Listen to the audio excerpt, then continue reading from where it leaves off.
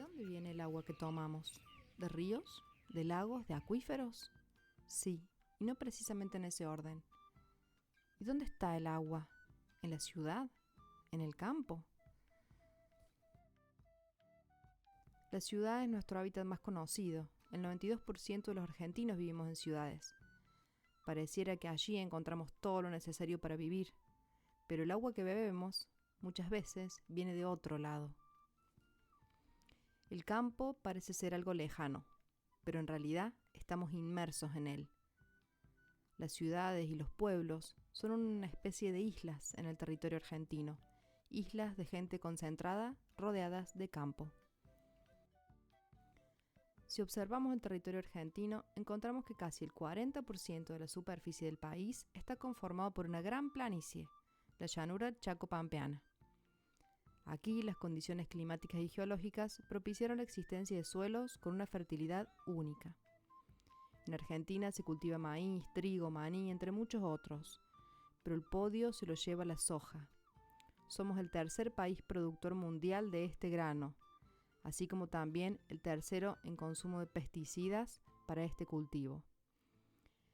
Y si el agua que tomamos viene de los ríos y acuíferos que cruzan la llanura, de los lagos y embalses en las sierras, ¿cómo podemos conocer el agua que no vemos? Pensemos en esto. Cuando vas a la casa de un familiar y ves su mesita de luz, una persona sana tendría un libro, un vaso de agua, su reloj despertador. Pero si está enferma, la escena cambia por completo. Los objetos cotidianos son reemplazados. En la naturaleza pasa lo mismo. Se observan indicadores de enfermedad en el ambiente. Cuando el campo te muestra esto, hay algo que no está bien.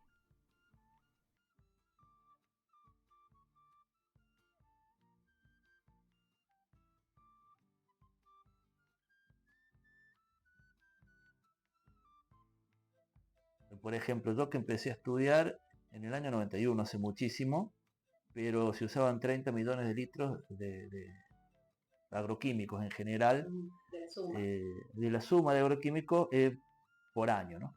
Y nos parecía muchísimo, sí. Y la promesa era que se iban a usar cada vez menos. Bueno, no pasó. Hoy estamos arriba de los 600 millones de litros de agroquímicos por año. La superficie cultivada de soja pasó de 960 hectáreas a más de 13 millones en 2024.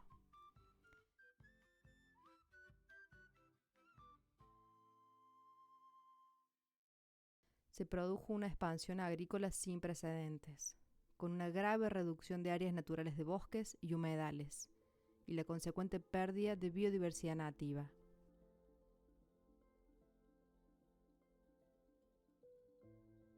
También hay que ver qué le fue pasando a la tierra en estos tiempos, porque nuestros abuelos hacían trigo en esta zona en invierno y nosotros no lo podemos hacer, pero ellos tenían un suelo que tenía el 3% de materia orgánica y nosotros tenemos un suelo que tiene la mitad de la materia orgánica que se ha ido perdiendo en todos estos años.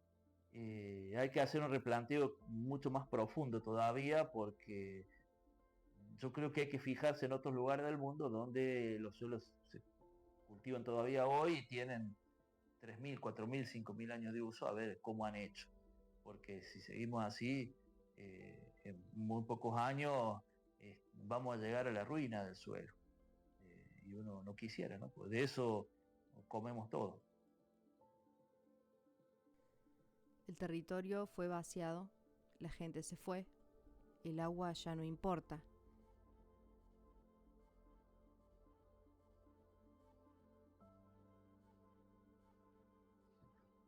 ¿Usted hace cuántos años vive acá en el campo? Bueno, si yo te digo los años que hace que vivo yo acá en el campo, no me va a creer, 82. 82 años.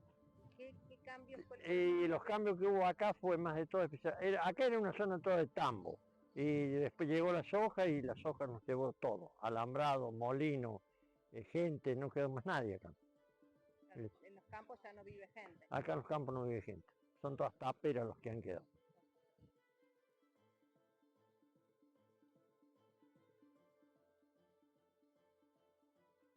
Nosotros entramos acá, tomamos posición en el año 71. En el año 71, ¿sí? Estaba. Esa perforación, los cálculos que tengo yo de acuerdo a las personas viejas de la zona, esa perforación si no tiene 150 años no está lejos. ¿Esta agua la toman ustedes? No. Solo para las vacas. Es solo para la hacienda. Para el humano no, porque si tomas esa agua al rato no tenés más sed. ¿Cómo es el asunto? No sé, pero te da eso. Y una consulta, usted que ha andado tanto tiempo acá, ¿cómo ven los campos ahora? No queda gente, sigue habiendo gente en el campo. Queda muy poca gente. La poca gente que queda porque los que estamos con los tambos. Si no, el resto no queda más. ¿Por qué cree usted que es eso? Si supiera, no estaría acá. En el campo también existen escuelas rurales que conviven diariamente con este sistema agrícola. Esta es una de ellas, una escuelita a la que asisten aproximadamente 40 niños de la zona rural. ¿Qué hacemos con respecto a eso? ¿Qué hacemos nosotras para decir, o todas las escuelas rurales que están, una miguita en todo este pan, digamos? ¿Qué hacemos nosotras para decir cómo nos cuidamos, cómo protegemos a los niños de toda esta contaminación? Es difícil contrarrestar, porque es como que la producción genera que cuiden cada vez más el cultivo y por eso lo vamos incorporando nosotros a través de la alimentación y también de los líquidos que respiramos. Sí, el medio ambiente está contaminado. Observamos entonces cambios físicos como la deforestación, en la expansión de la frontera agrícola. Pero ¿y los químicos? ¿A dónde van? ¿Se disuelven en el agua? ¿Se transportan con el viento? ¿Se acumulan en el suelo? La respuesta es sí. Hemos detectado herbicidas como el glifosato y atracina en suelos, ríos, lagunas y aguas subterráneas.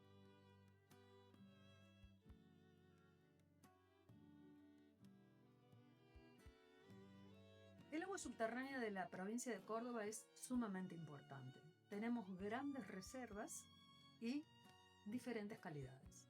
Hemos hecho muchos estudios, algunos a nivel regional, otros a nivel de detalle, y hemos definido modelos para la provincia que nos permitieron explicar las características hidráulicas, geoquímicas y de contaminación de las distintas capas acuíferas hasta aproximadamente 700 metros de profundidad, incluyendo la edad de algunas de ellas, qué caudales se pueden extraer para hacer un uso más sustentable del recurso, que se usa para todo tipo de actividades.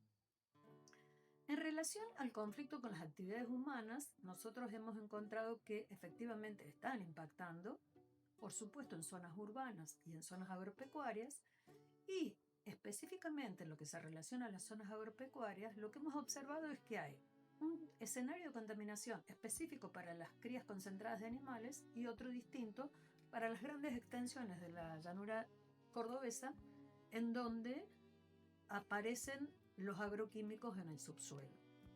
A los acuíferos están llegando fertilizantes y esto ha sido definido a través de isótopos del nitrógeno. Por otro lado, hemos analizado junto con la gente de INTA Balcarce plaguicidas y ellos han detectado numerosa cantidad de plaguicidas tanto en ríos como en lagos como en el acuífero libre.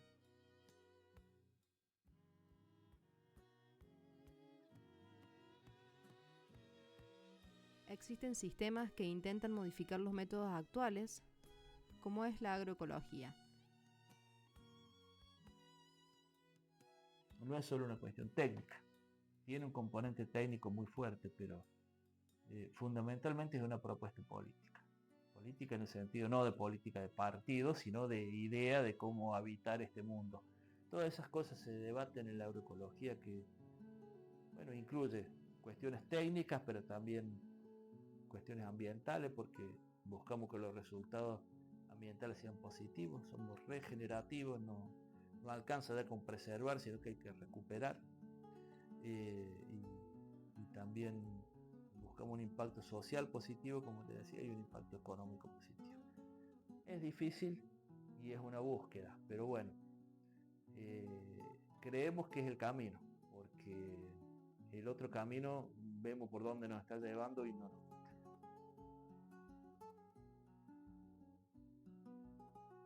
Existen toneladas de evidencia científica sobre el efecto nocivo de los herbicidas en diversas especies y de su presencia casi total en todas las matrices ambientales. Se han detectado plaguicidas en sangre, orina y polvo ambiental, pero muchos de estos estudios fueron censurados.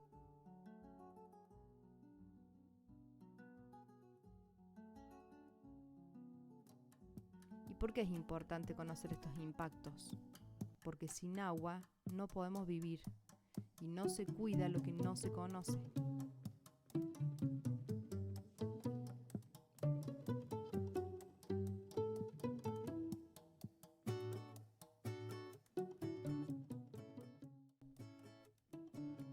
Desde nuestro lugar, intentamos llevar luz al estudio de las aguas subterráneas y su contaminación. Queremos investigar, educar y transmitir esta información. Todos podemos hacer algo. Exigir que se cumplan las leyes, incluso que se cambien si hace falta. Analizar y mejorar nuestros hábitos de consumo, reusar, reciclar. Todos podemos hacer algo para mejorar.